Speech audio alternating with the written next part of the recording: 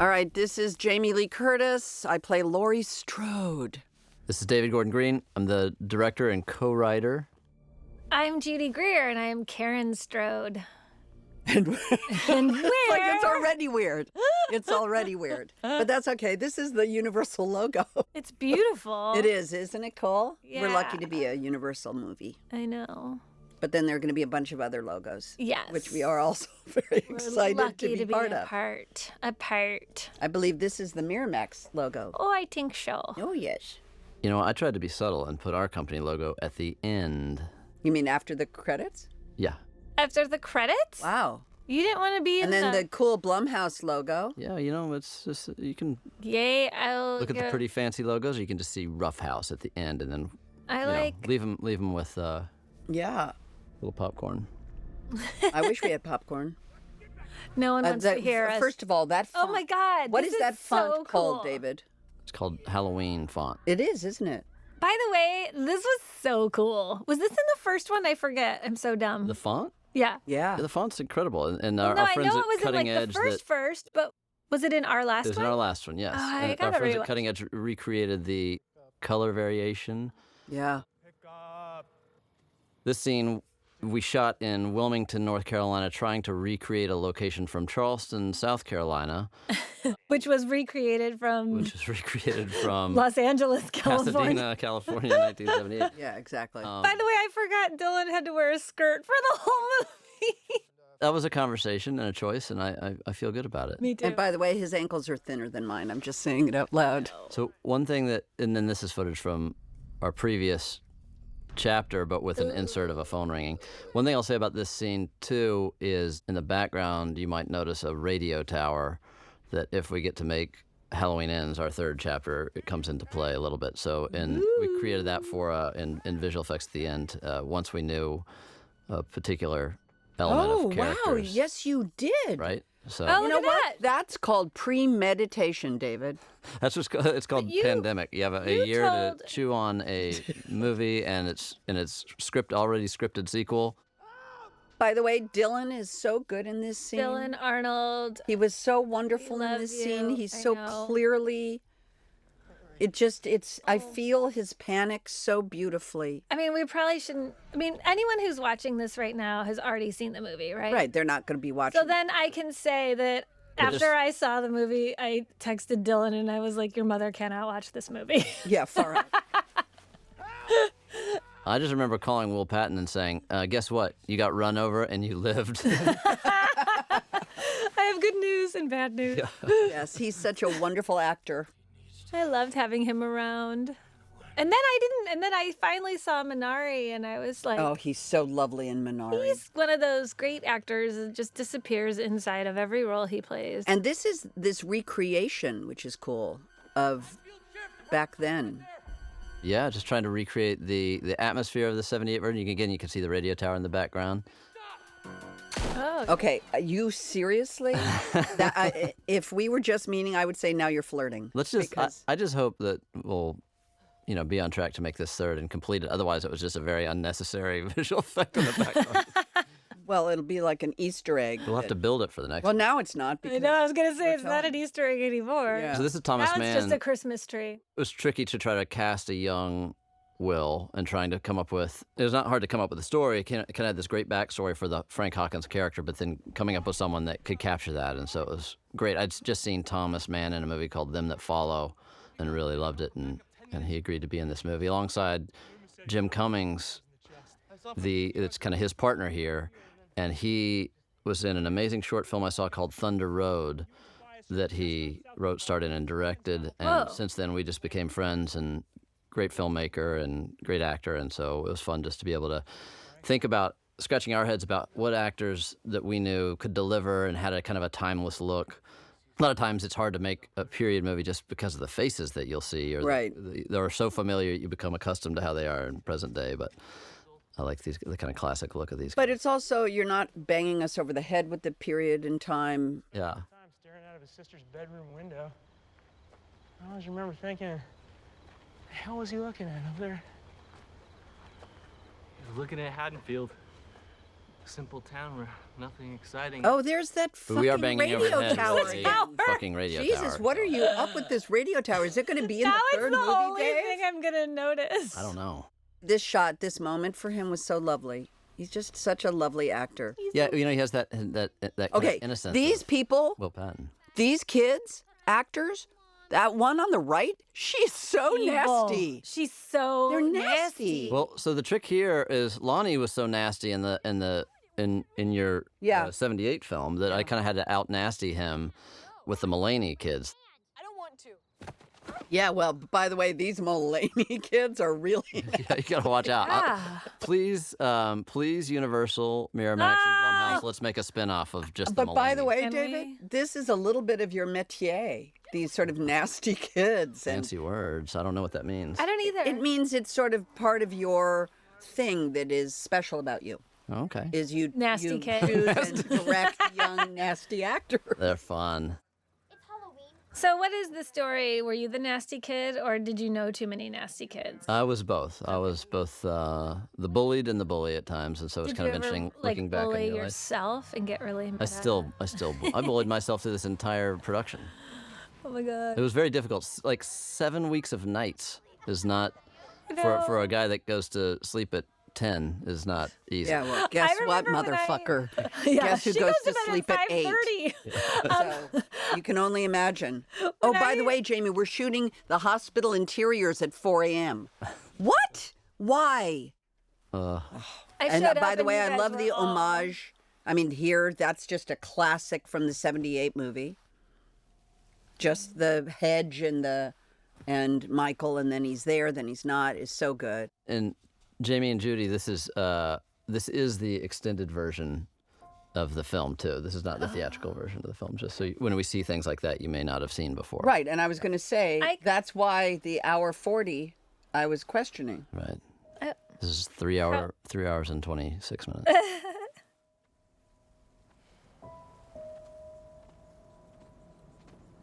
The other thing that we did is tried to emulate the lighting environment. And the way that the camera moves technically, I think we tried to do a little bit more of what Carpenter and Yep. Dean Cundy were doing, And Ray Stella, who was operating that Steadicam, I mean, he was our operator.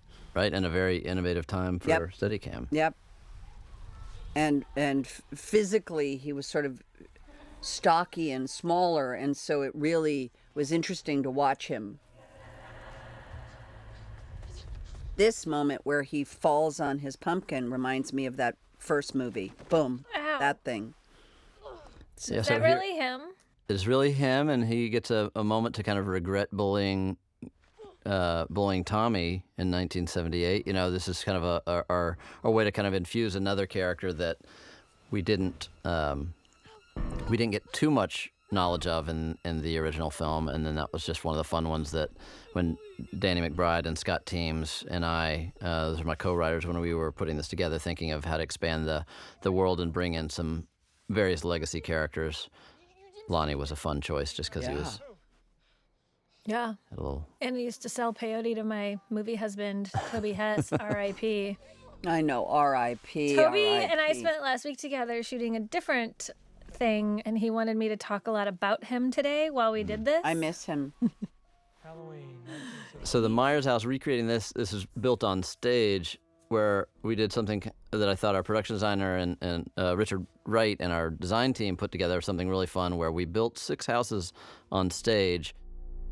The Myers house and the houses on either side of the Myers house were recreations from Pasadena in 1978, and then the houses across the street were exact replicas of houses in Wilmington, so that we could be offset driving up on locations across the street and see those in Wilmington, and then look across the street on when we got to stage and see the Myers house and its sidekicks. Is that a dog?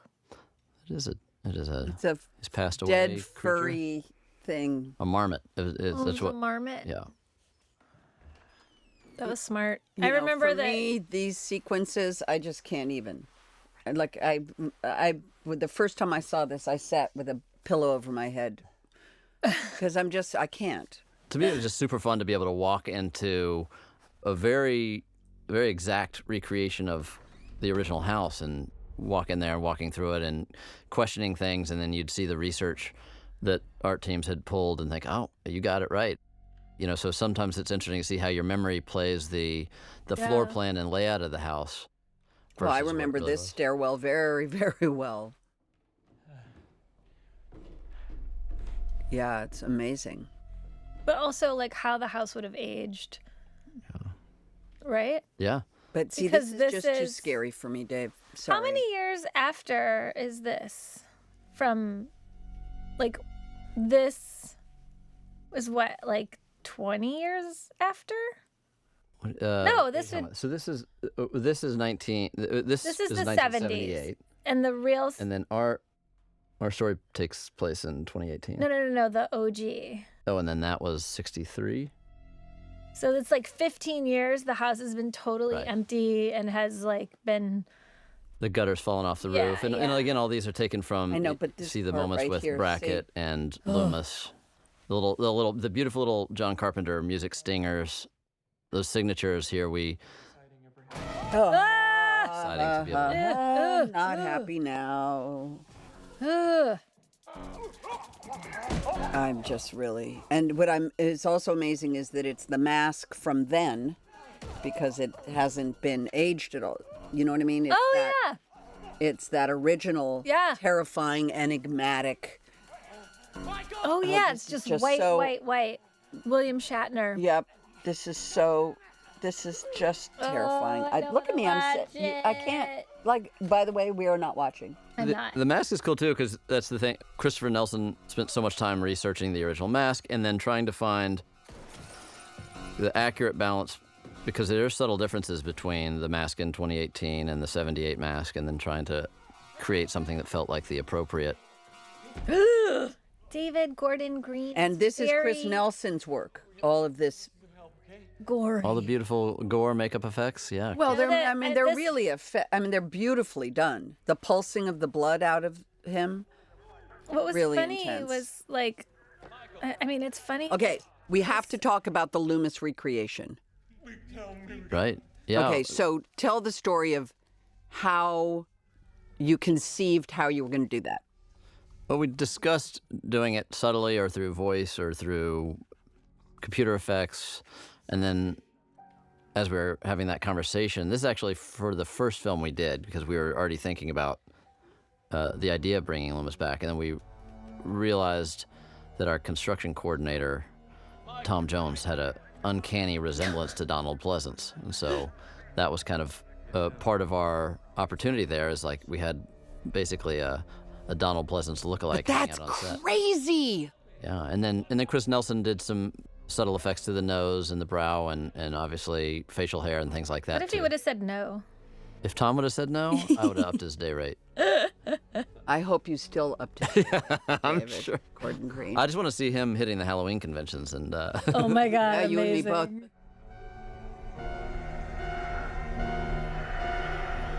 and this is a moment that's kind of our subtle callback to the That moment with little baby Michael, little Michael in the clown clown costume. mask. Right.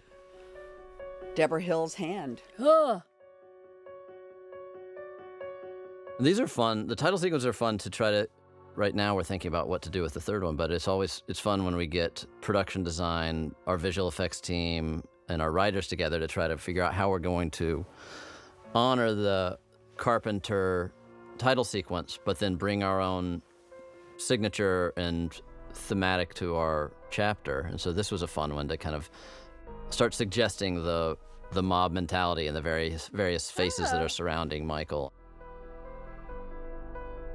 All of these pumpkins were shot on set by our art team individually, and we did some really fun pyrotechnics within these jack-o'-lanterns. And then had our visual effects company, Cutting Edge, Can I ask you a come and clean it up. question? Yeah. So Cody Carpenter has been working with his dad for a long time, right? Making music. Yeah, very talented. But isn't that lovely? That continuity of, it's a movie about generations of women, and here's the music being done by John and his son. I think that's gorgeous. I love that.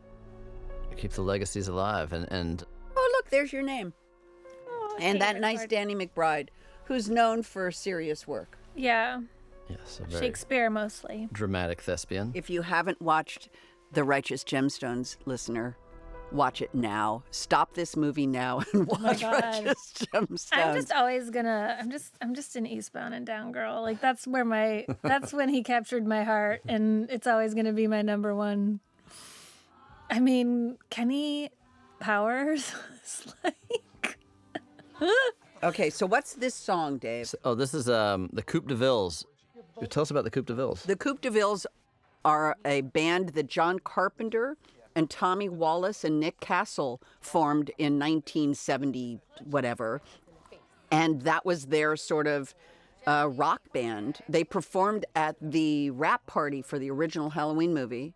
And this is a song of theirs that you then used for the opening of the scene here in the bar.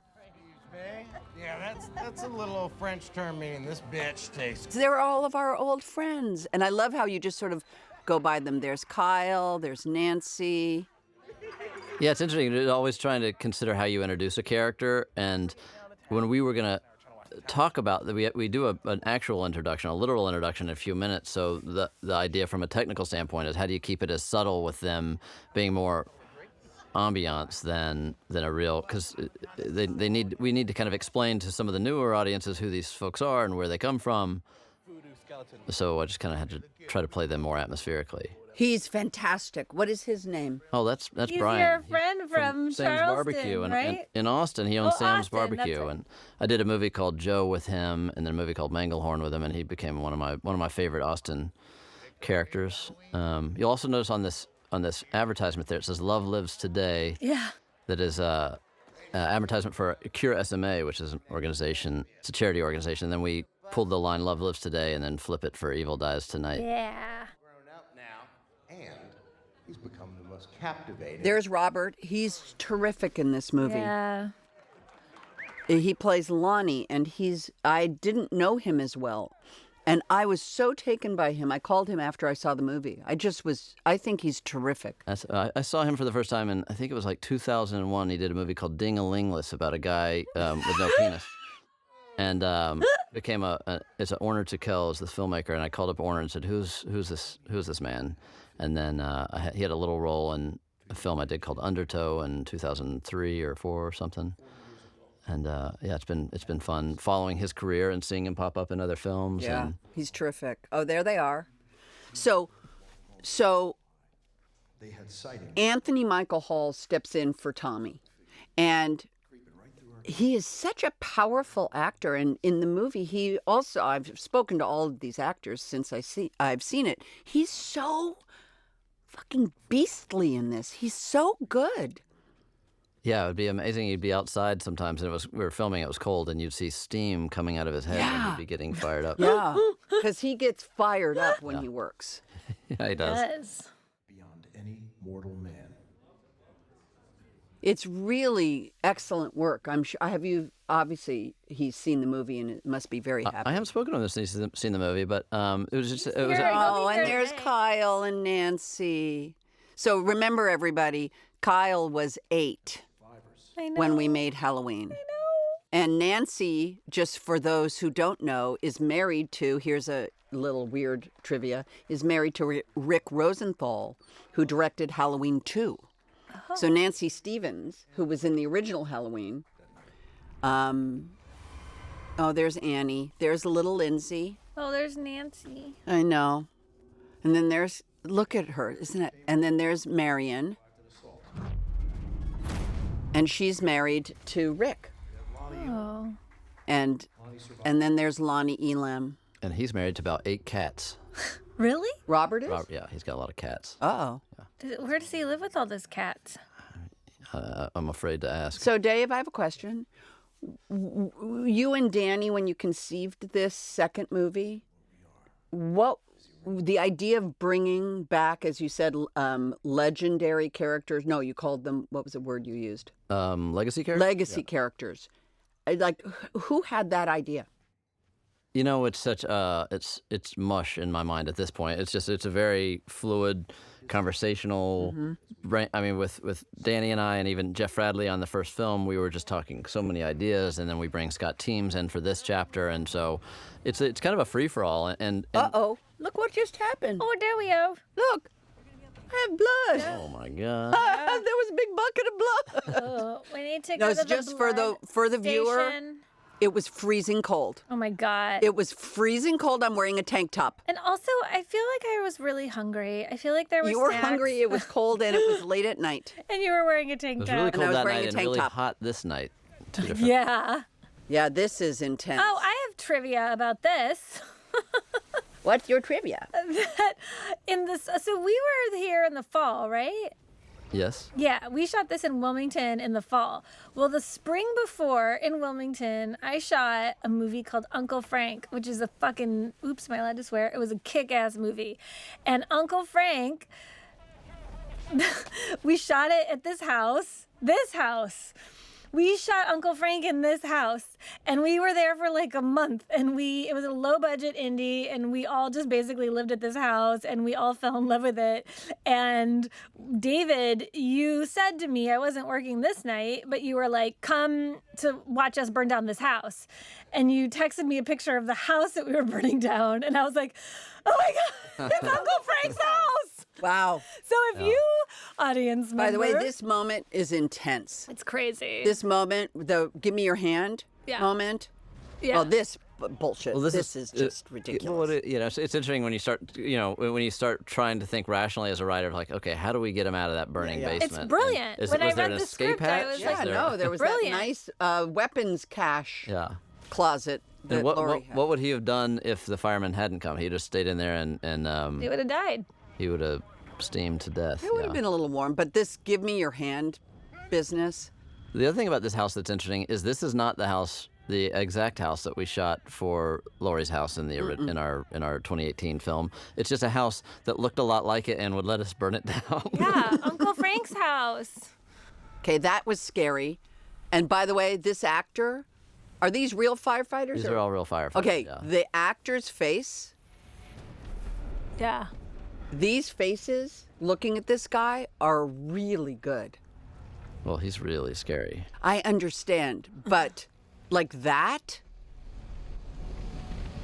I know people think like what we do is so hard, but then you just have a bunch of real firefighters like staring. And at you do something that a scary, lot, and it's David. So good. You want the actual people who do the job. When we do a scene later in the hospital, those were real doctors. Yeah. Yeah, like that face, that guy's face. That's okay. This whole sequence, David. Seriously. He is and this like movie, really, I believe like, he's what a is wrong with monster. you? Oh, please. And these are also conversations too, because you're like, you have one night to film this big sequence, and accuracy when you're doing some of these things is really difficult. And so the objective is like, how can you technically approach it? And we thought the more silhouette it is, looking at things like the opening to Coppola's Dracula and things like that could be more impressionistic, was the idea, because it's obviously going to be gnarly, but if we could take some of the need for precision out of it and make it feel a little bit more artful and abstract, we could actually achieve it in a modest amount of time.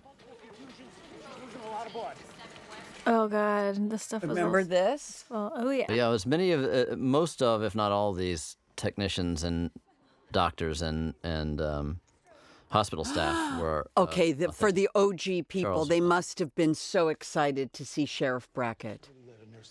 yeah, it's fun to bring him back. This guy's great. And then, of course, Andy. I mean, just stop it. I know she's incredible. My hands. Yes, we know your beautiful I- ballet hands.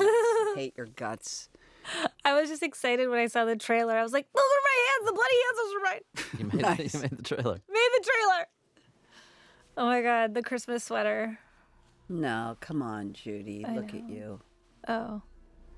Do they still have Planet Hollywood? They should put the Christmas. No, didn't I tell you? I want you to hang it from the rafters from the when you shoot number 3, like a retired jersey. Oh, that's good.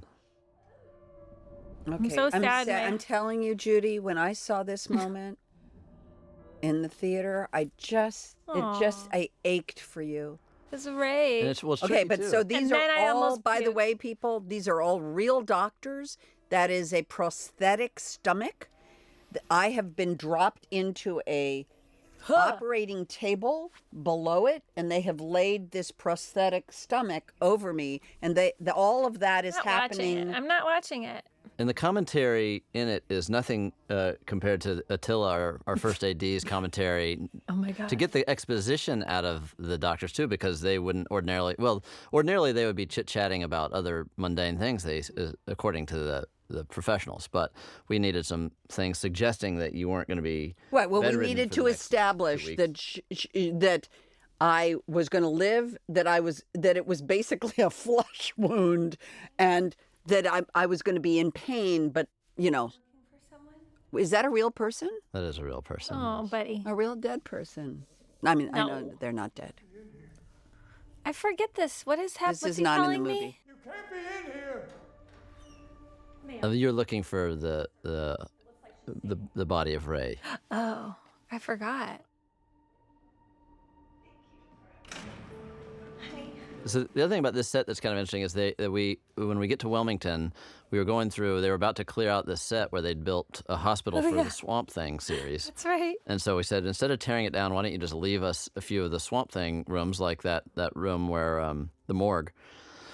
And then we just expanded the hospital about 10 times, but it was all built on set based on That's such a an aesthetic beautiful that shot, Swamp by Thing. the way. I just know, I love this shot this. so much. I also liked back when I was crying through the frosty glass. That was cool. Thanks for. So this Okay, is and then whose idea was it to give her know. what is that called? a drone. Yeah. drone, So that's Diva, who you may or may not recognize from the 2018 film where she's the cemetery caretaker, leading the podcasters to the grave. Oh my of course she gosh! is. I didn't So, remember. Now, Well, you've given her a great send off. Yeah. Gee. I just had such a good time working with Diva, Tyler, and Lenny Clark, who the actor playing her husband, who I'd made the movie Stronger with. And so just thinking of 2 great character actors that I could bring into the mix here and have fun watching their demise. Well, and by the way, the look on her face when she's watching Michael do his thing, but she's not dead yet. Ugh. The fuck was that? See, this is the part I should leave. Honestly, I like when they talk shit about you. this There's is a seriously- candelabra. By the way, I love that she grabs a. I just can't even. See, I literally, this is not good. No, it's hard. So- Judy's eyes are closed. Everybody, I'm I've got just my looking- hands up like a shield. And this is day 1. This is our first day of production. And Really? in the bathroom for our Myers sequence here, for a part of the sequence that's been deleted, was our Nick Castle cameo. But it was all filmed through drone footage. And then when we got into the editing room and realized that the tension, by acknowledging that Michael was in there, preemptively it just took away from a lot of the suspense. And so That shot. when we lost the edit, That shot is not in the movie. that shot is in the movie, but there was, in a deleted scene, which supplements this material here, you'll see that there's the drone footage of Nick in the mask shot through the drone. Oh, I see. And it's just always great to have him there he's everything from a course. script consultant to just Myers guru. And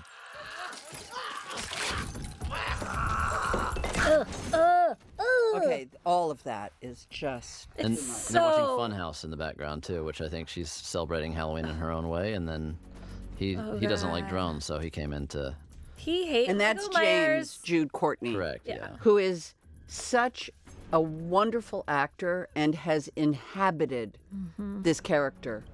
He I think out of everybody on the film, he is the most method. There goes the. Oh fuck. Okay, whose idea was the death Yeah. by Death fluorescent? by Fluorescent, I give to Christopher Nelson. Oh, nice. Yeah, just coming up with new domestic ways to. Okay, inflict seriously. pain. I forgot to look away. I know, But so this- did I. I like this little pirouette in a minute, though. We're trying to find ways that it can add a little bit of a subtle choreography to things. I feel like Chris Nelson should get like a producer credit. I mean, He was such a good actor in the 2018 movie. He just so but you his, know, like- everybody, he was the cop. he plays one of the police officers talking about the bone Ammy sandwich. Yes. with the other actor who is a real police officer. Yes, Yeah, he Charlie. was. I had lunch So with him. that was He a great- So They nice. show back up. Okay, Oh. by the way, the look here, I'm sorry. Why are you making us... You're weird. Yeah, David. I got problems. Just that she has to watch this happen. And can I just ask you, in any other Halloween movie, there would have been one strike. I know. Right. And- this is a new thing for like. Well, then that's one of the things that we talk about too. We talk about this a lot on set. Is like, when can you break the rules of Michael, and do things that he hasn't done before? When is that fun and compelling for the audience, and when does it betray? And the is this philosophical? one of those examples? Yeah, because this is not something that if you'd asked me 3 years ago, I wouldn't have put this in his repertoire. But then when we get to trying to make each kill distinctive and unique, and as much as we don't want to know about his past, I'm not necessarily as afraid of his evolution to the future. So No, but it also, I think, is sort of the escalation of this frenzy of violence that is going to ultimately pay off with the frenzy of violence later in the film. right. Yeah, why did you have him change it up? Just to keep him evolving? Keep him evolving, but I think that's one thing from a narrative level that's interesting, and it's also for the audience and for myself. You know, you don't want to just do the same thing over and over. There's a formula that people like and respect, and you can. But then I they think you can push it a little also bit. but they also want a little bit more too. I think so. I mean, I try to begin and end this process as a diehard fan of the original film, and how can we honor that, but then make sure that we're entertaining ourselves, because I think that's going to entertain the audience that has grown up with the franchise, and then also open it up to new audiences, as our last film, I think, Yeah. ideally. And of recognized. course, this is the moment now when the beginning of the new, the people that he just killed are not part of this core group. And so this, we've just heard this whole speech about the legacy of this violence, and we're survivors. And then we're going to be with the dad in there, and that look on his face when he gets the news, and then all of this sequence. What happens now? God, he's a wonderful actor. Brian Mays. Yeah, What's the name of his restaurant in Austin? Sam's Barbecue, and yeah, he's just so entertaining when you go in there and eat meats, and then Wait, does he might as get well re- put him in a movie. But this whole moment, Does he get recognized? Just this energy is beautiful. Well, he will now. So there's Christopher That's Chris Nelson's head. Nelson. Yeah. And there's Omar. Yeah. He's a wonderful actor. I want to know, was it his idea, the cowboy hat, back in It the was his 2018 idea. movie? It's really good. I know. And then I should also recognize Charlie, who's that's an actual police detective from Yes, Charleston. That yes. was the other. He was a Dead peach. officer. I had lunch with him in the lunch wagon one day, and he had his prosthetic, Oh, yeah, his wound. And I was trying to eat, but then I would look, and it was so. And he's terrific. Yeah, yeah. Yes.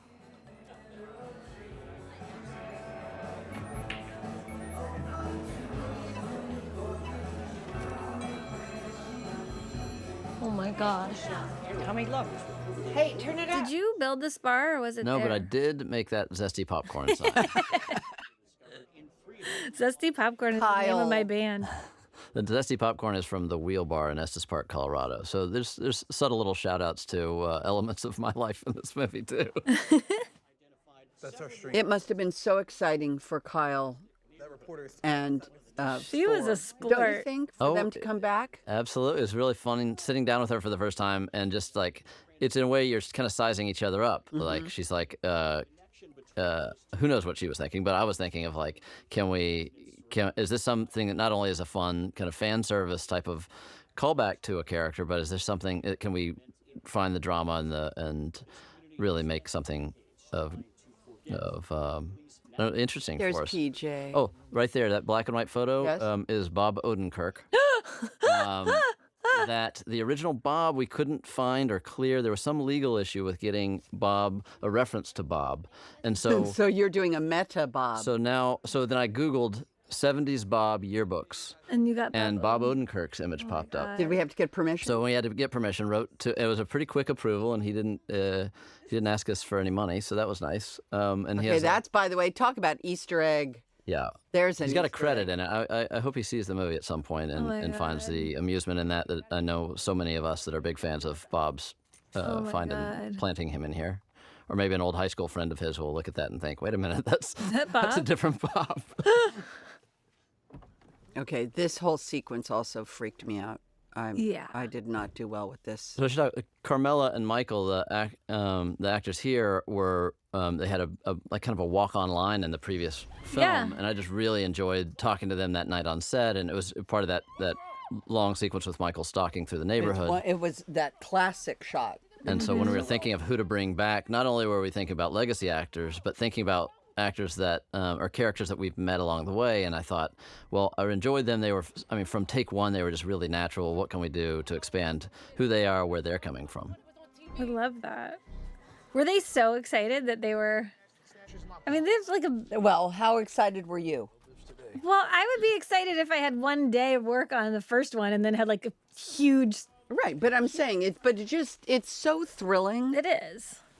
I mean, I would be losing my mind, but I was losing my mind when. And by the way, I love his performance here. I just love, you just want him to be the dude with a baseball bat.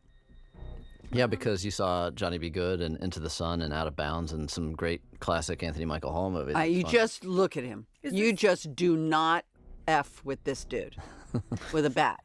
I mean, that's just classic. He plays characters that have baseball bats a lot. He should. He should. He will now. But he broke a lot of bats on this production, even sometimes when the cameras weren't rolling, which was disconcerting. Mick's Bar is named after and decorated with themes of Mick Flowers, our prop master, who I've worked with on a number of films over the last few years, and so that bar is kind of an homage to him, his ability as a prop master and a musician. Great drummer. I love that you use the same crew. I as love all you, the David time. Gordon Green. I'm going to kiss you. Ooh, kiss is coming. Uh-oh. Really? Close your eyes. I'm closing my eyes. I don't want to know what goes on with mom and dad. The lights are on, is what I can say. I just had to kiss you. This was scary. And the music playing here is from Jeffrey Cohen, my a yoga teacher in Charleston that I go to. Of course it is, David. Of course it is. Oy. Look at my damn car. This actually brings up an interesting point of the editing room kind of decisions you make, of how many seeds to plant of what is going to be. I don't know. It's not a red herring, but like they think this is Michael, and then do you just look? Do you see that? Right. You see that POV and cut away, or do you see who's looking? Right. And so trying it with and without, I just decided that showing him and revealing Stanley Tivoli, who was subtly suggested in the Smiths Grove Mental Institution in the 2018 version.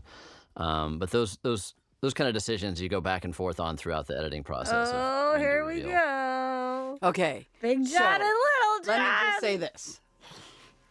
Okay, let me just say this. The real house on Orange Grove Avenue, which, was the original house where the deaths occurred, and then if you go there now, does not look anything like it. I love that it got gentrified by these two, Big and Little John. I know. That they have turned this old classic house into this, obviously house-proud gay couple. And, with every detail, and I know that every single handle and knob was dipped and God. polished. It's just, I love them. Scott Tell me about MacArthur. these actors and how you cast them. Scott and Michael, and so Oh, God. Michael I've known for years, and we've talked about various. We've never worked together before this, but we talked about. It's just a comedian that I love, and we've talked about doing things together. And then when it was just funny that we've always talked about doing funny projects together. And then I said, well, what about a horror movie? And then you find out about his career and what he's done, and he's actually directed horror films, and he's a very versatile actor and has brought a lot of great elements to this role, and then Scott MacArthur, who I had just completed working on The Righteous Gemstones season 1 with, and Oh my God. and thought what a funny pairing they might be. And this is a really gross joke. Yeah, this is mean I- to the this audience, bothered me. David. This pissed me off. It made me mad at you for 10 minutes. Sorry, you should have Yeah. hit that first test screening and written your comments in the cards. The young girl on the ground was actually cut out of the first film. She was in a sequence in Judy. You know, remember the scene with the puppets in. Oh, right in the school. That's right. And then we cut the scene out, but I was just really taken by her presence and ability there, and so wrote the scene for her. And then under the skeleton mask, you'll see Gavin, who was plays the young Danny McBride in Righteous Gemstones, although you can't recognize him because he's wearing a mask here. Oh, wow. Again, you cast and write Incestuously. no, but you cast and write nasty kids really well. Oh yeah, yeah. I love that you just sort of dip into this really dark place that kids go to. I think that probably says a lot about my childhood, but it's super fun. But the Big and John and Little John, is there any origin story of? There is Scott Teems wrote this in the initial draft of this sequence, and I can't remember what his inspiration for, but it was something from Family Dynamic or something revolving around his life. So that was kind of fun. There's something so wonderful that they buy this house that has this legacy. Yeah, they don't give that a nobody shit. else I wants, know, and they don't just care. see the bones. They just see the bones of the house and know it's going to be fabulous. They're wonderful. What a wacky choice that is. I like that they're mean to the kids then. And again, this is all on stage, right? Well, shooting toward the Myers house is always on stage. Shooting away from it is sometimes not on stage. I just want to remind everybody watching the movie, I disagree with David Gordon Green very rarely. Rarely. I did say to him from the beginning, hospital gowns just are bad. And originally, she was wearing a hospital gown the entire movie. There will be a moment you will now see what happens. But I just want to say that out loud. Yeah, I had a hard time trying to convince you. Yes, you did. You're very wise in navigating me on some of those decisions, but Thank you.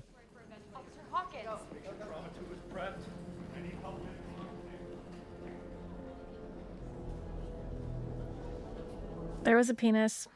well, you know. There was penis, and then there's our wonderful Andy, who we're missing. Andy. We're missing her voice, and it's husky and kind of like Lauren Bacall. the Yeah, it is. Andy Matichik, Andy. we miss you. And this guy is great in the movie. Brian's great. Brian's great. Yeah. He did like. I remember the first day I worked with him. I just was so he's so strong, and oh, she's so wonderful, and God damn it, she's beautiful. I know. Jesus Christ. I know. Seriously. I could never acknowledge the tragedy. She looks so much like my mother, Janet Lee. It's crazy. It's really crazy.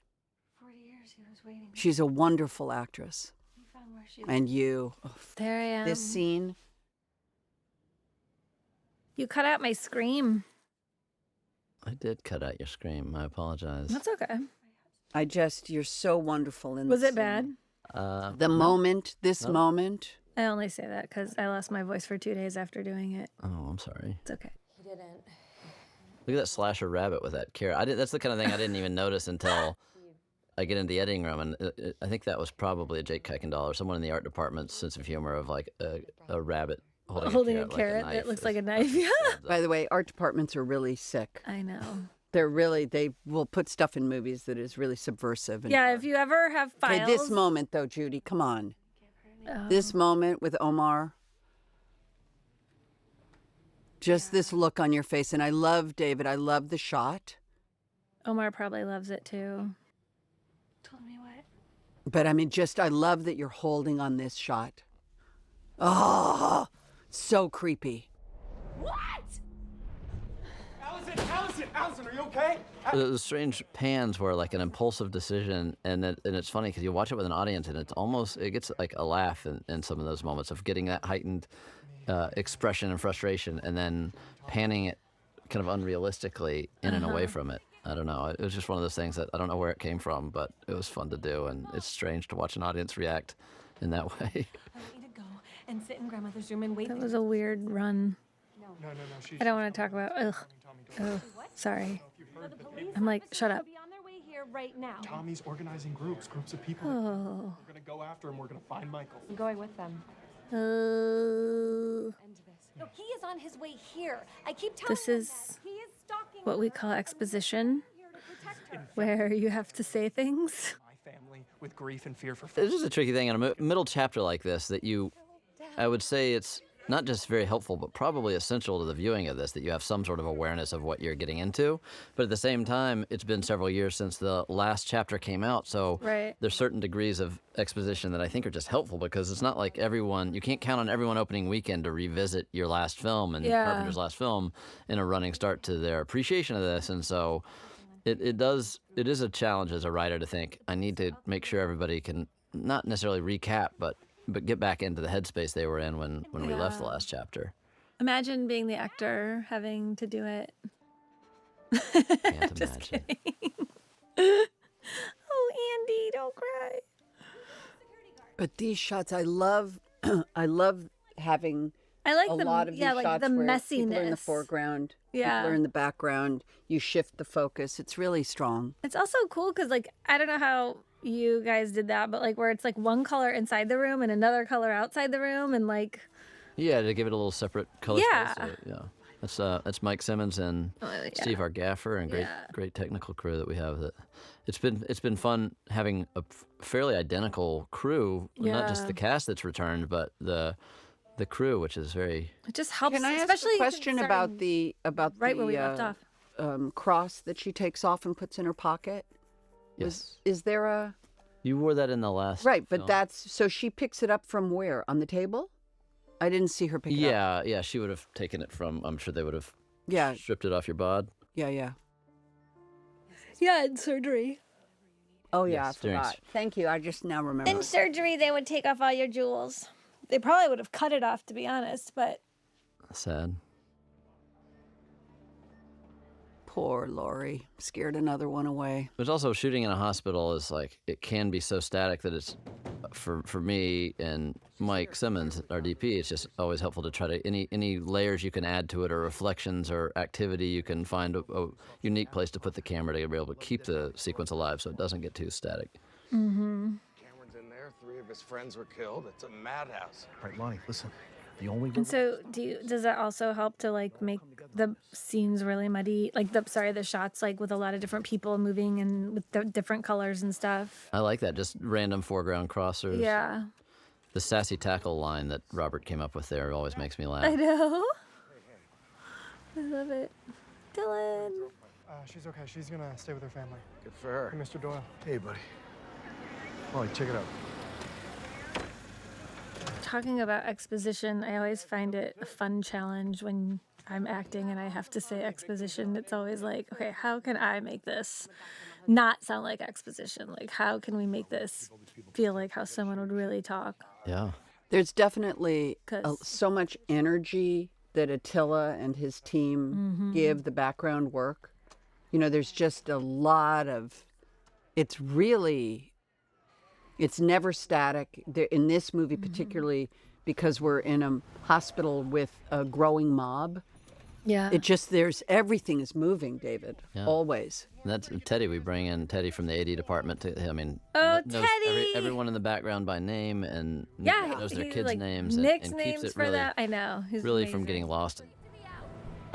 Man, I had an altercation with Mars about an hour ago, but he escaped. Now listen, Can I just point out that this convenience store has sweetbreads, coffee, and milk? Ew. Just another jackass art department thing that I didn't notice until I watched this 1,000 times in the editing room. I didn't notice that until when we premiered in Venice, and so I'm sitting in this elegant festival in a tuxedo, laughing out loud at something that it nobody says has any clue what sweetbread. I'm laughing at because it has sweetbreads on it. How is that the first time you noticed that? I'm looking at other things, and I then know. and that's just one. Every time you watch it, you kind of lock into new things. That's why at a point you just got to stop editing because you'll just go crazy. Yeah. Yeah. Wait, what's going on over there? Baby, who is that? Looks like kids. They all alone? Oh, here are those nasty kids again. Careful Lindsay. The trick with nasty kids is you got to cast sweet kids so that you can actually hang out with them and handle them. Yeah. I don't even know why they gave you a gun. It's big too. Can you handle it? Just all of these decisions in here are so good and sweet. Oh my So God. this is the one sequence that was very challenging. This is 3 nights, all night, I'm not a meticulous storyboard guy. I don't necessarily try to know what I'm getting into before every sequence, but this was one that we thought out, we rehearsed, we mapped out a game plan because I can't remember if it was 2 or 3 nights, but long nights, a lot of just technical, difficult things to achieve. And kids, Yeah. which is always a nightmare. I actually like it. I think people really complain about animals and kids and water, and I think those unpredictable qualities are kind of a fun thing because there's no way you can't really control and put them under a microscope. You just let them loose, and if you have the right kids with the right charisma, Okay, really watching I Kyle know. now kind of doing what Lori did, to the kids is really powerful. And that shot, I mean, just that shot. Like, really, really, Dave? Thank you. Oh, stop it. See, why?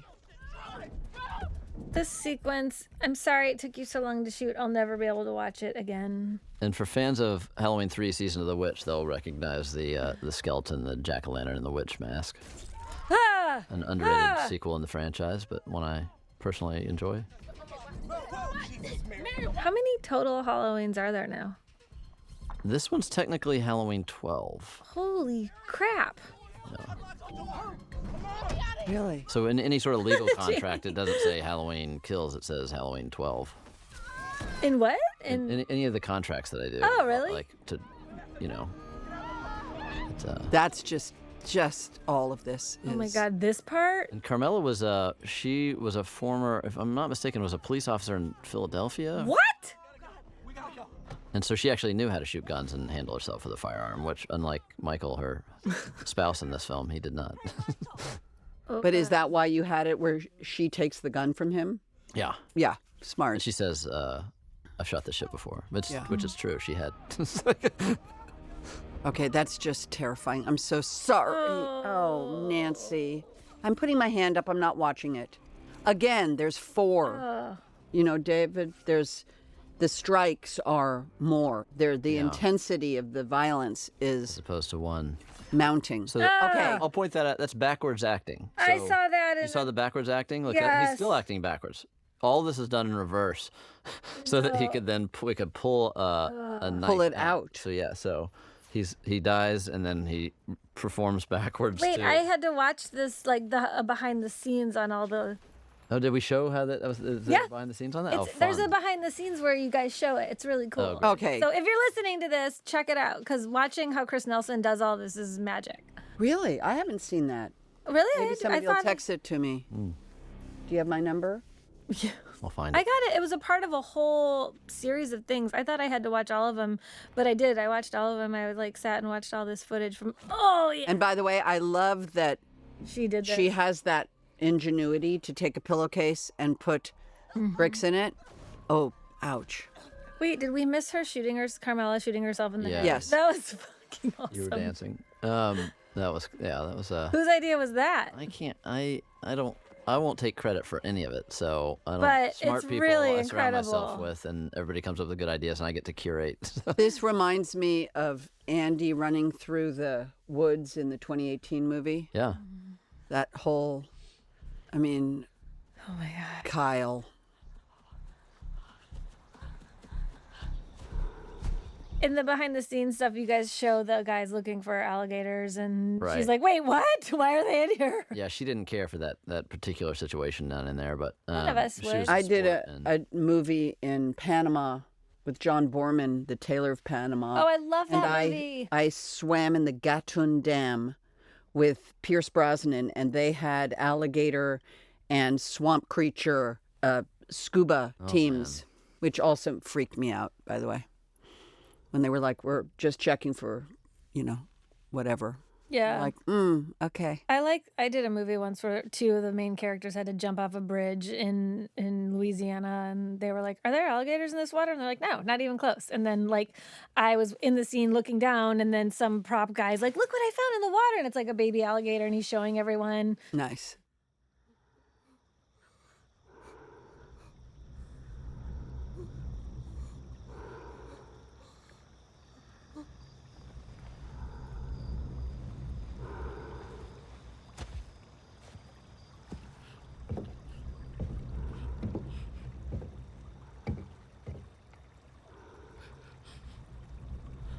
This is a great shot. Oh, God, it's these so good. sequences this is so creepy. Yeah, I remember calling Kyle and saying, just talking to her about the realities of taking the role and doing this, and she was like, she was hesitant at first, and she's like, let's do it. And then on set, it was just really fun. You know, somewhat of a psychological game, but it was awesome. She's a sport. I Yeah, really she's liked. I didn't get to work with her, but I got to have lunch with her a lot, and I really liked it. So I will say, like, one thing about this movie is we all eat lunch together. I always eat lunch I eat lunch here with everybody. A lot of jobs I go to my trailer, but this one, it's like we're all family. So I just need to say this because I'm the one who's going to take a lot of heat, not you people. You are? Is how the whole reality of is Laurie rendered useless by this knife attack, which we painted ourselves into a corner in the 2018 movie, not knowing we were going to make the 2021 movie. And so this whole conversation of how serious is the stomach wound, I'm not method, but I'm very specific about technical stuff. And that was an example of like, what is the reality? And so the whole conversation of how much lidocaine they've put in, how much numb and block they've put in during surgery is what's the reality there. So as you see the movie proceed, you will understand some of my stomach acting and my demand, for instance, surgery. of the bleed out at in the hall where I demanded more blood because it doesn't make any sense that it wouldn't have opened and be. Well, yeah, you had surgery. Thank you. You were operated on. It was major. And you saw my stomach. Yes, it was gross. Oh, I don't. sweet Andy. I know. You just want to put your arms around this woman. She's tough, though. I know, but She's tough. And that's a callback line between Lonnie and Ray because they each. Because Ray says Lonnie sold him the peyote, and then you know. Lonnie says, didn't he say Ray gave it to him? It's covered in blood. I think that you're right about Andy, though. Like, she's so tender, but man, she's tough. I just want to. I know. I just think she's a beautiful, beautiful. She's so present. Performer. Okay, and this is all that same night that you were talking about, David. Oh, This is the same night, yeah. Yeah. This is 3 nights in this park. Yeah. And it's just like, my brain was going a little crazy, but. Because it's also, sometimes it's fun when you have, when there is a more fun or active scene, but this is just like melancholy and brutality for night after night. Oh, shit, Tommy. I know, but look at Robert. He plays freaked out and sort of concerned, and then his bravery that shows up when he shows up at the house is really great. Another one of Michael's art projects, which I've always been fascinated by since the first time I saw the 78 film, is how disturbing it is that off camera he does these little, macabre sort of, performance art. Yeah. Ugh. Fuck me. I gotta tell you, I was so taken by his work because he just evokes that sort of, oh, Marion. I'm sorry. He did this. Oh, God, Marion. Oh. Tommy, what the fuck? I'm gonna get you. Come and get it, man.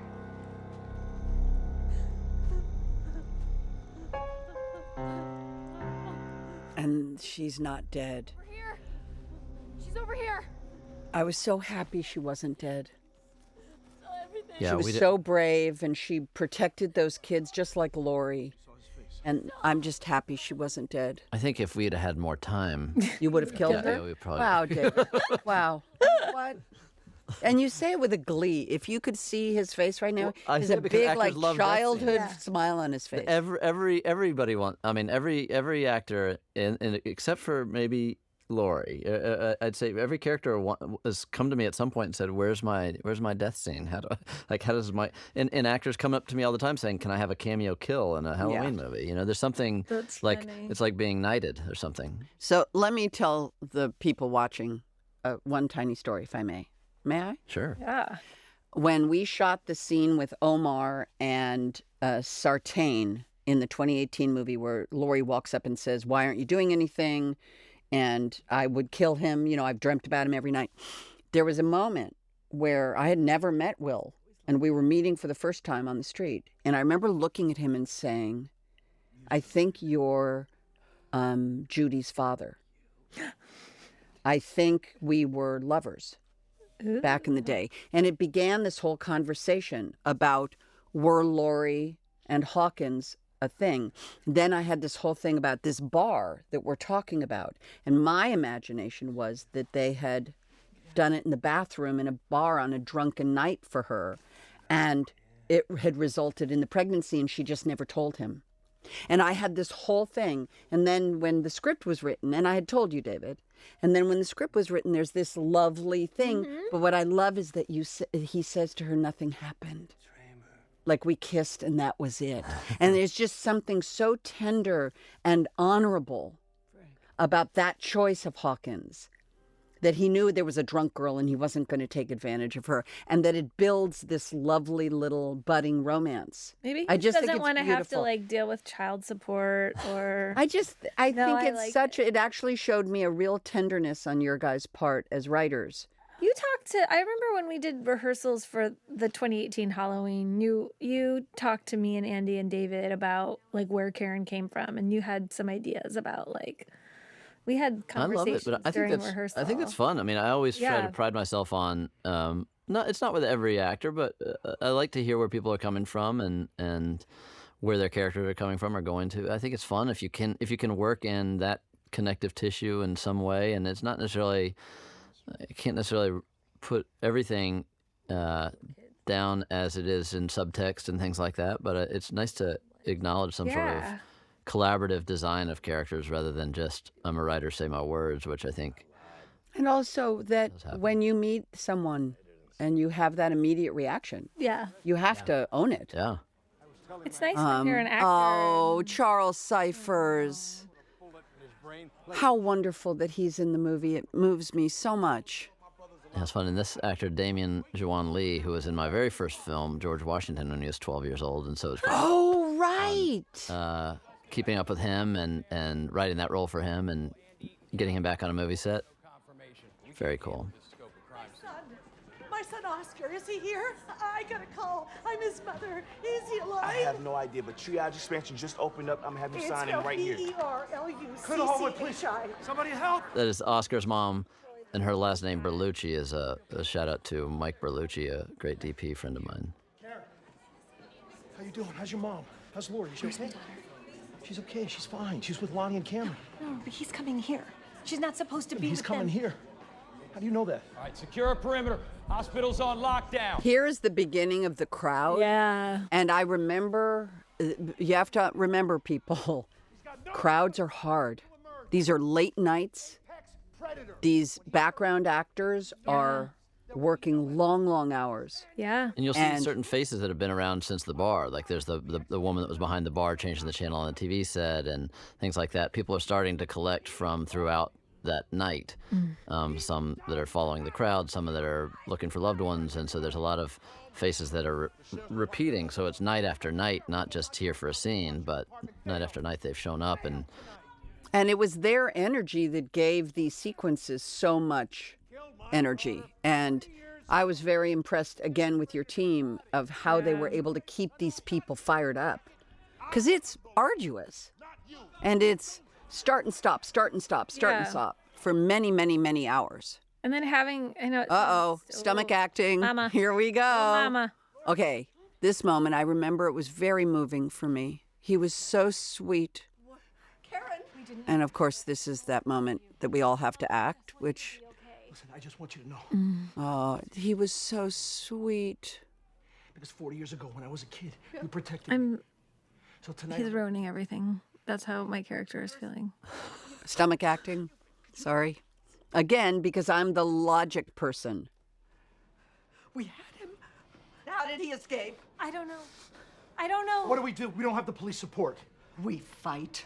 We always Yeah. fight. Go find him, Tommy. Oh. And then you and me, baby. I know. I love how I am in the last movie. I'm just like, get away, get away, get away. And in this, I'm like just with you, watching you, taking care of you. People are losing their minds. You just can. It feels like Karen never stopped loving her mom, even though she tries so hard to convince herself. Well, the system failed. Now get the fuck out of my way. Don't. No. Uh-oh. What are you doing? Here she comes. So now, here is, I believe this was my idea, as to how am I going to be able to do the rest of the movie? How can I get through the rest of the movie back to some level of strength? I'm not watching. Right I'm not now. watching. Boom! Because that's the way, the only way. Because if not, it just didn't make any sense. Yeah. But also, there is a madman on the loose. I know, but if you've had your stomach cut open, I know. again, it I becomes get the it. logic I totally agree with police. you. It's Like, true. has anyone ever had like a laparoscopic procedure? You can't move. Yeah, Logic Police probably should have left this movie about 20 minutes ago. Yeah, they've checked out. They were defunded. And by the way, then the next part is, how do I get out of the hospital gown? Right. Well, you laid the pipe of Judy saying, I can't believe they left your old clothes, and you throw them in the trash. What is this movie? Oh, this is Minnie Moskowitz. I think I've always, since I was in film school, always dreamed of working with Seymour Cassell and Gena Rowlands, and that likely will, that reality is not going to happen. So I thought we could put a good Cassavetes shout out in this film. These two. Okay, these two, I can't. I know. I just can't. I know. Oh my God. My mom kept bees before she died. I mean, they're just spectacular. I know. Sorry. And I only met them like one day. They were in the makeup trailer doing their tests. Oh my God. I think we went out. Yeah, We were out I was one only night. there for not a long time, if you remember. No. I had lunch with Scott when he had his prosthetic eyes in, which was a fun lunch.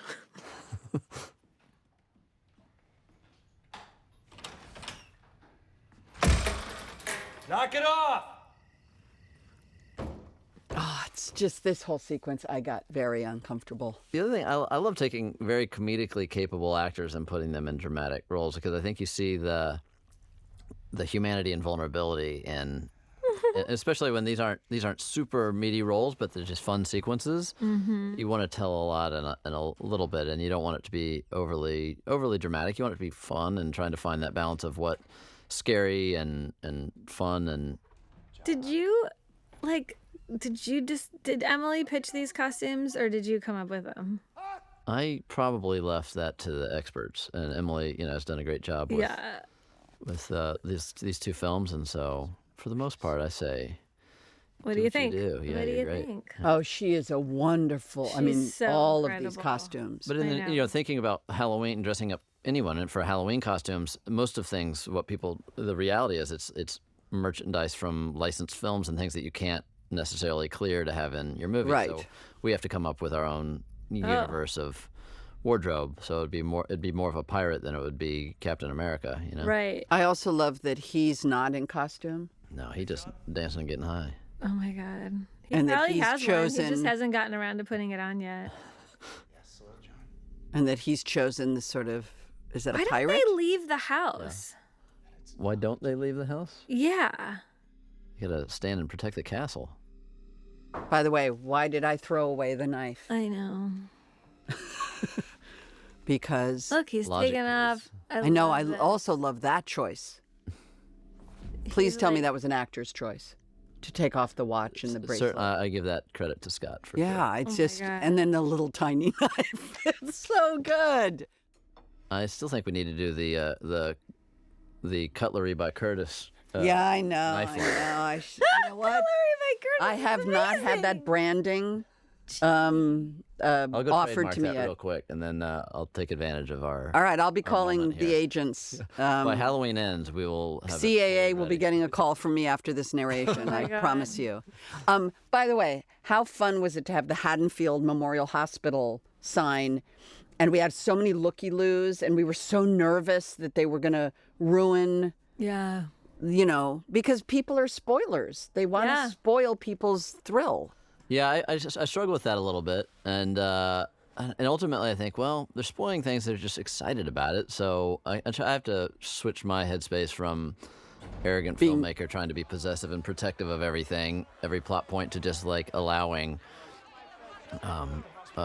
culture to do what culture does, and sometimes that's telling secrets, sometimes that's keeping them. I don't know. It becomes its own living, breathing thing, and I think if you try to control it too much, you just get frustrated. And this is that guy, right? This is the Tivoli. Tivoli. Yeah, it depends on where you come from as to how you'd pronounce it, but yeah. But all of this is so moving. He's such a sweet man. Yeah, and unfortunately, Ross, that actor, passed away a couple months before the film was completed, so it was he didn't get a chance to see it. But he appeared in The Righteous Gemstones as a clown.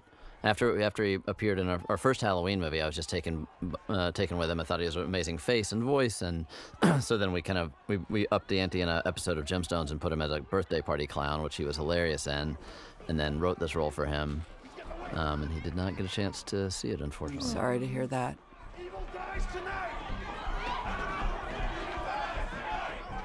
Again, for the watcher, this is why I'm now wearing clothes. Can you imagine me doing this sequence in a hospital gown? You bet we can. No, we can't, David. I Because would have then you're just seeing always my had to big have been butt. behind you. Yeah, I know you would have been holding it. It would have been nasty. It's ridiculous. As I tried to say to David, even Schwarzenegger in a hospital gown looks like a wimp.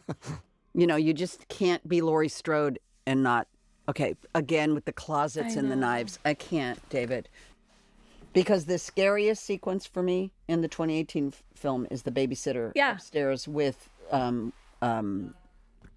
little boy. Yeah, and Ginny. Yeah. Ginny's death. Yeah. Ginny's death. Oh I God. just But you putting can't. Ginny in Gemstones in season 1, like, wasn't she all wrapped up in like bandages? Yes, she was. But she was wonderful. She was wonderful. Super fun, and then I didn't get to point out the Jabrail. I saw I saw the cameo on the news broadcast. We had to bring Julian back for a minute, and he had a line that he says, "She was my number one main best babysitter," which is a line I strangely took from the documentary Streetwise, where a girl's talking about horses and says, "They're my number one main best animal." Wow. By the way, I also love how brave they both are here. Mm-hmm. I just love how. Is it brave? Well, you talk about stomach acting. What about armpit acting? You know, this is some serious armpit exposition that Scott. That was a fun thing to try to choreograph. How do I get his armpit exposed but not look like? So we had to set it up in the previous room, and then here it goes. Because I'd never getting stabbed in the armpit. I had not seen in a movie, and I was trying to come up with new. By the way, I once did the cover of Spy magazine where I put a big where it was supposed to be about bad clothing choices, like being stupid, and I put a big tattoo in my armpit because I've never seen an armpit tattoo. I also would say this blood, this eye gouge, blood gag is like was not intended to be as graphic and crazy as it was. And actually, I think in a lot of ways it steers away from a Michael Myers move. But when Christopher Nelson did it, just the look of the success and smiles around the crew quietly appreciating it, we kind of had to include it because we have footage like that. It's easy to edit around it, but man, it's so tempting. I mean, come on. There's the moment, that turn. And I just love the look on his face, the resignation. Why doesn't he just run down? Why do they walk through the house?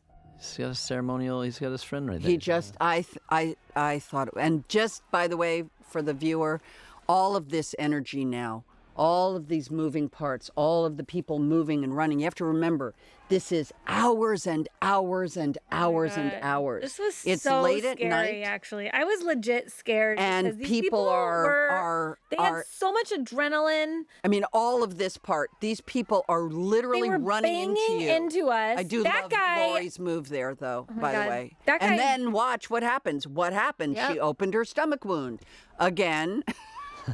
Stomach acting. That Tommy scream of Brackett always makes me smile in the editing room. That's just something about his opera there that appeals to me. I will say that was the scariest part. I mean, Those usually people. when yeah. we were in the hallway and they were running past us, like it was legit scary, and they were filled. They were Oh, what? Her stomach wound opened? No. they were screaming, and they had so much adrenaline. Oh, this breaks my heart. I know. This moment. Yeah. There's Oscar's cameo. So we were lucky that he lived there He locally did, in Wilmington, and we called him up and said, "How about a cameo?" Well, obviously you're dead, but Will you be dead? maybe a shot in the morgue. True is awesome. By the way, that was so beautiful because that's kind of what makes this movie not just a horror movie, is like the moments of humanity. Yeah. You know? Hospital staff sightings on the second floor. Okay, this part of the sequence, all of this stairwell work. Again, remember, this is over and over again, up and down, up and down, up and down, up and my down, God. over and over again. People moving, Was that all me or of was these that stunts. my stunty? That, just even that, it's so intense, and it's never ending on a movie like this. And these performers, some of them stunt people, but a lot of them just background actors. The nurses were. Was that the fall? Was it me or was it my stunt person? I believe that was a stunt person. I'm trying to preserve your ankles and knees and face for the rest of the shoot. I know I did a couple. That's why I asked. Yeah, I'm not sure about that take. I just got to tell you, it really, the evoking of a mob moving through a building is intense. And you did a beautiful job with it. Uh-oh. Wait, what? It's not. Wait, what's he saying to you right now? I know, I should know this. He was talking about Yes, that about, it wasn't, telling that the it was story. his fault. Yeah. He was saying that it's his fault. right. It's also interesting because the kill count has already been established in the movie. So as a writer, you can't assume more people have died, and so you kind of have to figure out when we're going back in time where the tension came from and where the killing, how it would have been attributed. All I could think was that inside that monster there was somebody's baby boy. I know, but then you have that actor saying to him, "Give me your gun." That's so crazy that that's not Donald Pleasance. That's just crazy. Yeah, I was very confused by that. I'm glad we cleared it up personally, because when I watched this movie, I was like, wait. He's such a And then I wonderful thought actor. maybe it was Will like motion Patton. capture. No, I mean- low budget games, but it worked really well. Yeah. Frank, you were doing your job. But now It's funny, he doesn't have to say anything and you watch him. Look at that. He's doing nothing. But he's so intense. Someone told me once that this is a terrible thing to do the multiplication tables in my head just so it looks like you're thinking of something. Wow. I met Will when I was a PA on a documentary about the novelist Larry Brown, and he was doing a recreation. The filmmaker Gary Hawkins was making this documentary, and Will had a bit part in it. This is maybe in 1999, and so it's been fun keeping up with him. And finally, Yeah. after the 20 years of talking about working together, or 18 or so, able to get in the ring. I'm not gonna. Okay, I'm done with how beautiful you are, Judy. I was literally just like, Michael made me really glowy in that moment. I was going to say, Michael, did use some beautiful didn't light. have to Oh, that's shoot- right. I have overhead fluorescent lights. I know. on I was my like, if face you're not in the middle entire of a movie. fluorescent It's all right. light. It's fine. I can deal with it. Yeah, I don't get to walk into some beautiful light. He has a it's fine. second. Big girl. And thematically, this is just a point in the movie where it was fun to explore something outside of the obvious stalking of Michael Myers, but how fear is transcending into the excitement of a crowd and miscommunication and these frustrations within a community, and ultimately, as Brackett will come to say, he's turning us into monsters. I think there's a fun theme here to look at this Stanley Tivoli character and how he's being received as a monster because people don't know what's beneath the mask. It's my idea And to here you are being a hero. run that fast, and we did a lot of takes of that. And then you were like, "Are you sure?" And I was like, And "Yeah." I love that you turn your back to the door and are like, no. Well, they don't listen. I know they don't. But I try. Oh, buddy, his body language here.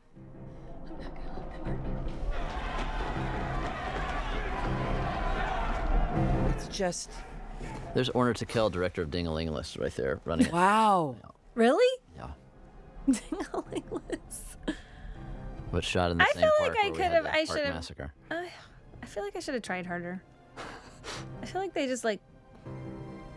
You know what, though? You can't stop a mob. I know. And this is just can't. another fun one in the editing room to see are you in the mob's perspective? Are you in Tivoli's character and Karen's character, Tommy's character, and Tim Alberson, our editor, and our sound designers really went to work and created this scene out of just so much chaos that we had, and it was awesome. So many anxieties that I'd go home at the end of the night not knowing what we had because we'll have so many cameras going and we're working so fast and trying to achieve something. And this is the first rough cut I've ever seen where I didn't have a panic attack. I just saw it and thought, it's all in there, and that's a credit to these awesome technicians, editors, and sound designers. And just the editing here. The building of this tension is incredible. And Judy, there you are. Ugh. And like that they're both. Yep. And then the silence of that. Oh, I God. should also say, too, our stunt coordinator, Aaron Armstrong, was also the younger Michael Myers in the 78 flashback sequences we filmed here. Dude, This this sweet. was so horrifying. This is just horrifying. I couldn't watch you shoot it. You were like, stay and watch him jump. And I was like, Yeah, nope. No. This is horrible. No. I can't even. I can't. And that's a combination jump. We did. Oh, God. Damn Jeff it. is a stunt coordinator that had done a film with me in New York several years ago. We called him in to do the actual jump, and then our visual effects artist took over to extend That's just. No. I can't. But it's fun to think that in a world that everything is taken over so quickly by CG and digital effects, to actually have the big pillow, the big inflatable cushions and Yeah. boxes and things like that, and to have somebody jump out of a hospital It's in the window. It's fun. outtakes, or it's in the Is it? behind. There's a thing I watched about it, and you see the big thing. It was so scary to watch, though. Even though I knew you were being safe and stuff, I was like, Well, because they're stunts. know. It's still scary. it still reminds They me. go wrong. I mean, I know it's so dark. It still reminds me of 9/11. Like every time you see that. So this is our last shot of Sheriff Barker and his Yeah. headspace. That was an interesting character to consider, contemplate how we say goodbye to him in this movie, after all the mayhem.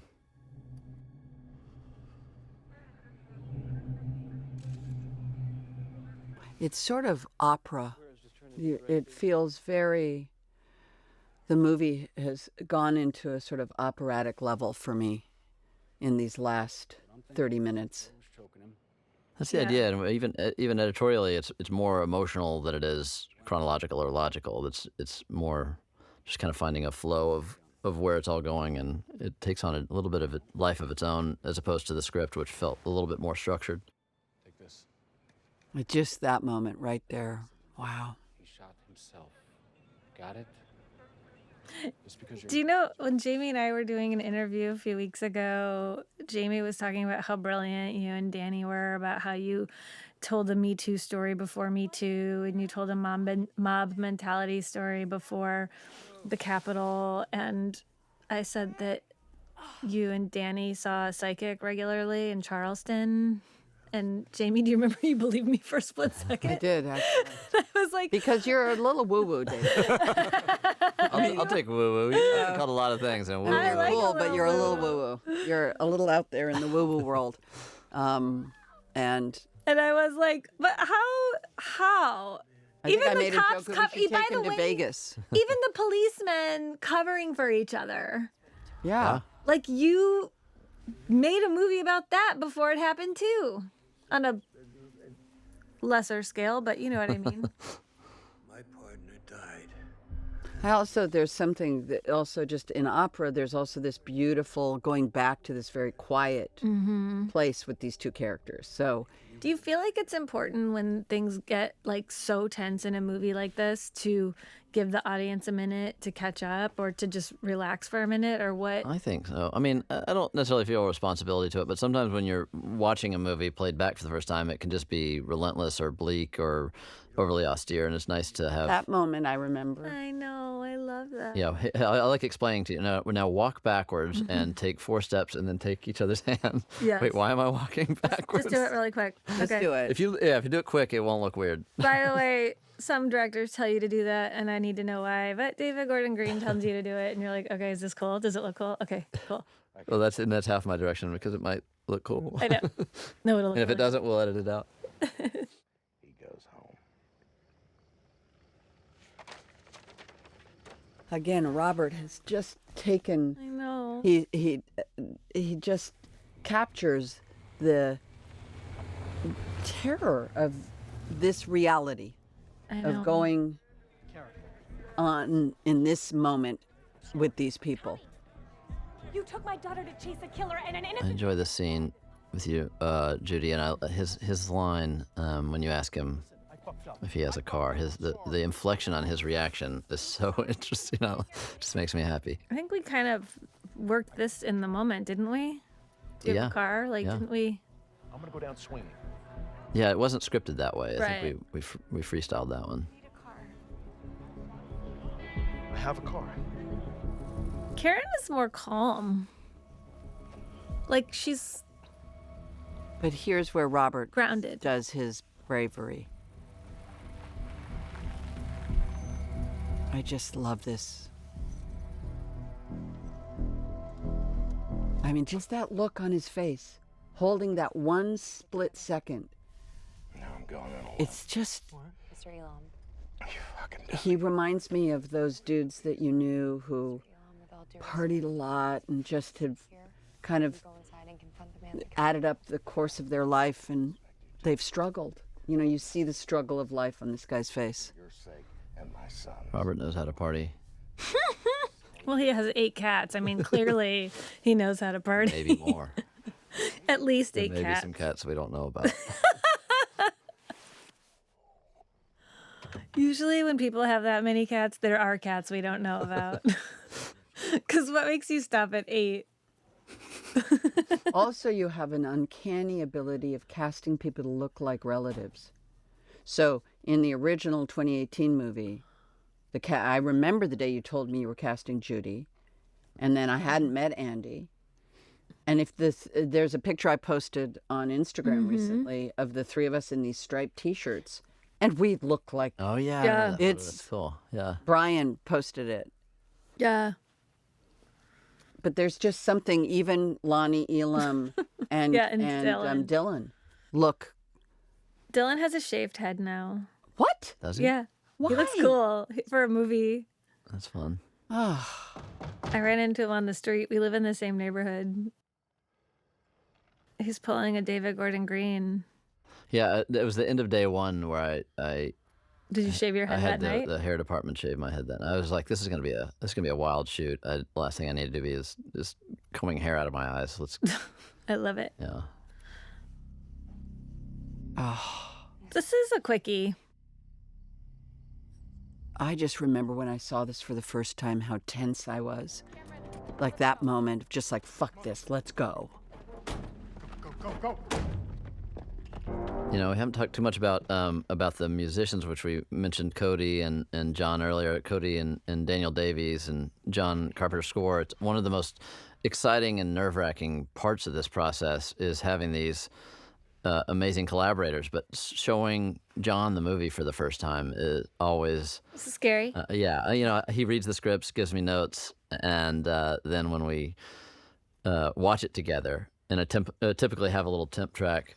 It gives a sense of what I'm looking for, and then some of it they acknowledge, and some of it they just give amazing new ideas, unexpected avenues for ways to take the score that is in some ways so familiar, in other ways trying to innovate and do something fresh with. And it's just getting those first tracks back is always so exciting.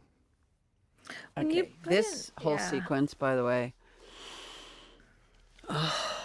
It's difficult. Okay, stop it. Can't. Also, like, she just shoots what's in there. What if it's like someone hiding? Andy.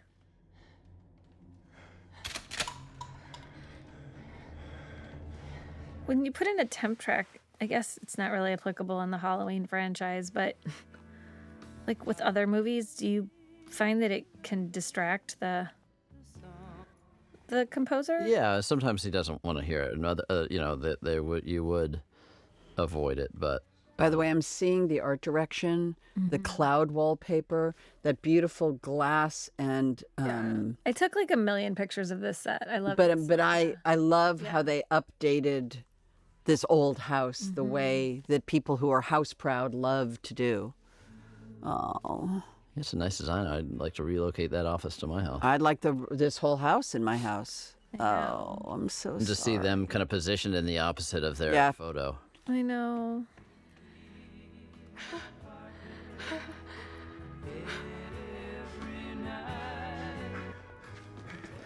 I'm not watching for a minute. Well, I'm not going to. But by the way, Dylan's death, David, it's pretty gruesome. Is as gruesome as anything I have ever seen. The first time I saw this movie, long. It's just, it's too much.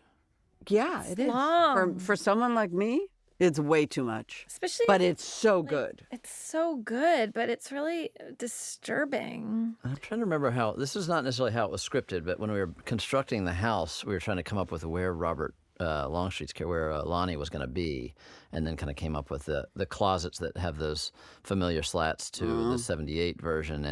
And wasn't Ray in one of those? Yes. In my upstairs in my house. Yeah, and then Lonnie up in the attic. Night night. Nighty night. Oh, stop it. And sorry. Come on, Dylan. stop. I shouldn't call him Dylan because he's not Dylan. He's a character. Okay. But Andy going down these stairs, of course, reminding me of a certain other. I mean. And then the sound. I can't even. I have my hand up. I already. Femur break.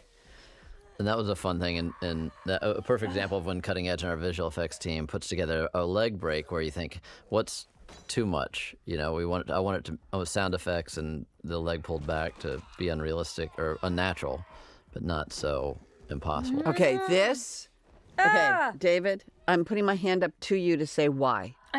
This is so much. So.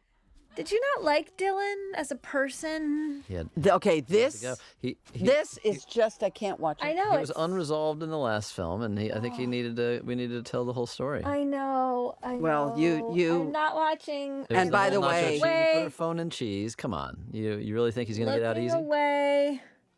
Oh, buddy. I know. Oh, come on. He knew she didn't like nachos. Ugh.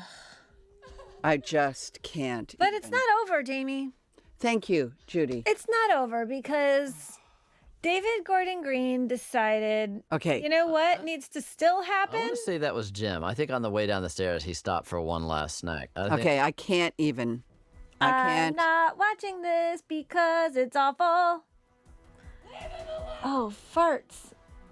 Is it over? No, it's not. Oh my God. Um, It's still not over? no, now it is. Oh, okay. So over. Oh, okay. I think that's the most. But then Andy in these sequences is so. This do it when she says do it. I know. Do it. Do it. Oh. I just have goosebumps. Oh, come on, Judy. Oh my God. And by the way, I do love that you tagged that earlier on the stairs with those two guys with that pitchfork. Yeah.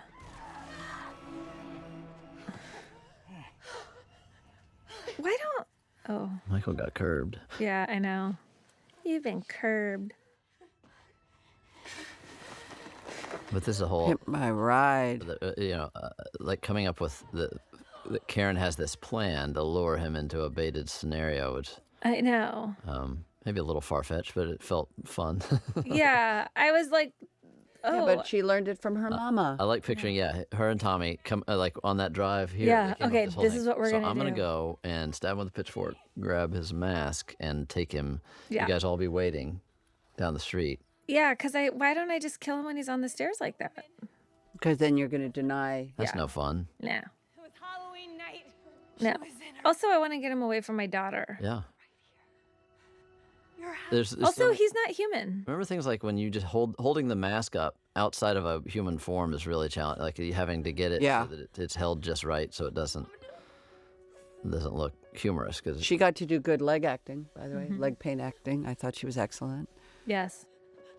And then what amount of the shape do we see unmasked? You know, that's the thing of lighting and trying to keep lighting very discreet and him in silhouette and shadows so that we know he's walking without a mask, but it doesn't look. You don't want to see too much humanity in his face and that exposition. Oh my God. I mean, just that alone is as much as you would ever want to see. Right. Mm.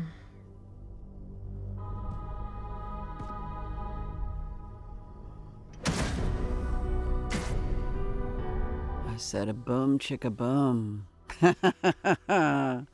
That's going to be your catchphrase for the rest of your life. Gotcha. Yeah, I'll take it. This was another fun, wild one-night sequence where you can actually, in some of these shots, you can actually see the sun's coming up. I was very happy that you told me to run away. Yeah. I remember... It's 3 a.m. Get your ass. I remember you were like, turn and run. Yeah. Also, this is where the opera Yeah, really is it's at this point, David, you're conducting in a very powerful way. This is when I knew how special this movie was these last sequences. Them on the stairs, Dylan, Judy, come and get it, gotcha, and now this sort of, and then the filmmaking here is also very surreal. Well, I'll tell you part of what's surreal about it it was a frustration in the moment, but it turned into a real opportunity in the editing room. Is as I said, we lost the night and we ran out of time, so a lot of the kills that we had planned we didn't get to achieve them. So you'll notice at a point everything becomes a black environment that we did on stage. Did you use that circle camera rig thing I saw? Yeah. So we put Michael on a turntable, and it would just spin around in a darkened theater, Like a Lazy Susan, like a giant one. And then we just like while we're shooting the fire sequence, which was very time consuming because from a logistic and safety level, there's big gaps in the setups. We had our splinter unit 100 feet away doing some of the kills, which in their own right took setup and makeup and timing and things that you need to rehearse and prepare. So we had both of the extension of this kill scene, which it does take it to that surreal kind of heightened dramatic place. And I was confused and frustrated about how we were going to pull that off. But then again, when I see the editors that put it together so artfully, it became a real beautiful opportunity. what he's lived through. Yeah, I saw that set up, I think, one day when we were doing some interviews or something. Photo shoot. It was really cool. Yeah, you got to ask yourself, well, did we get enough out of that scene? Can we edit together with what we have? Or do we just try to shoot some supplemental atmospheric and go a little theatrical? And I thought that it felt like it could. All of this, though, is so beautiful. You can't defeat it with brute force. And it's funny, like in the moment when we're filming that, you almost feel a little empathy for Michael. Oh, shit! So here, anytime you don't see a background here, that's just it's a black stage with a light blasting in the background. All of these shots here. The nothing of it actually, I think, is helpful. It just takes it to a. Well, come on, David. No, but it's really, it's what I'm talking about. It's the, that happy accident that actually created. I mean, it's stunning. It's gruesome, but it's gorgeous. And you get time to linger in some of the moments and expressions a little bit. And even, another thing I'll say is incredible about the mask that Chris made is that if you light it in certain ways, you can see different expressions. Sometimes it feels very neutral and sometimes it almost is smiling. And so depending on where the camera is and how the light hits that mask, there's different versions of the shape. How many masks were there? 2. What? Yeah. There was like 17 Christmas sweaters. But then this is so. You're I have messier than Mike. goosebumps, Judy. I have goosebumps right now. But all of this is just, to me, the gruesome exquisiteness of this movie.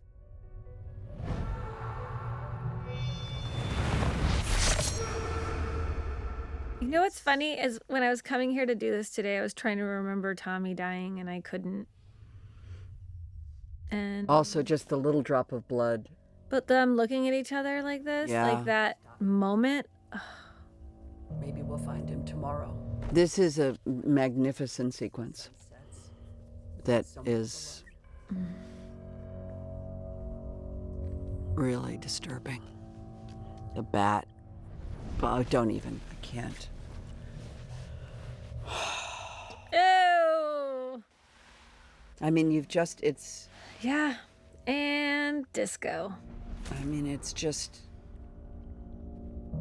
It could not have been better, and yet it was born out of, the lack of light. Yeah.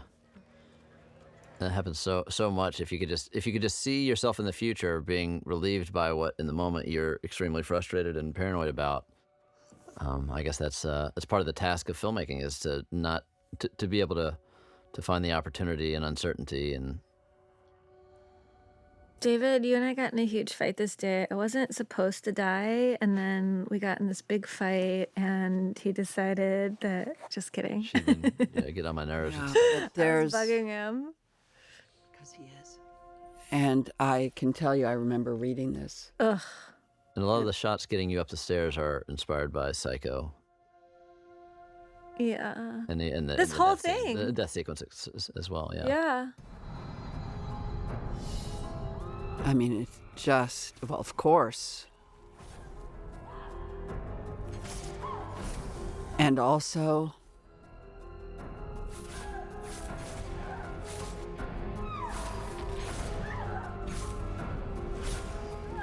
The first night I got to town, we all met at that bar, and Chris Nelson told me what he figured out, and he was so excited. but you end the movie Yeah. like this, David?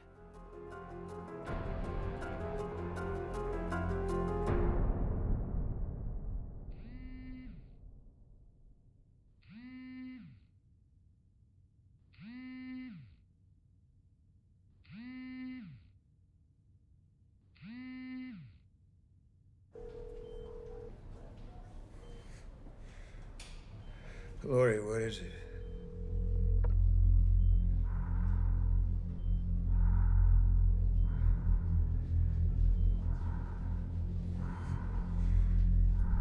I'm coming for you, Michael.